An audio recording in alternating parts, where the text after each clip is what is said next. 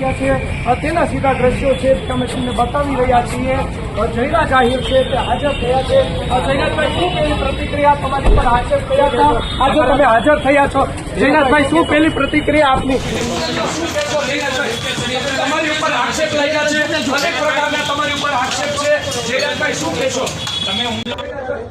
તમારી ઉપર આક્ષેપ લાગ્યા છે, અનેક પ્રકારના તમારી ઉપર આક્ષેપ છે, જયરાજભાઈ, શું કહેશો તમે? હુમલામાં સામેલ તમારી ઉપર આક્ષેપ લાગ્યા છે, તમે સીધા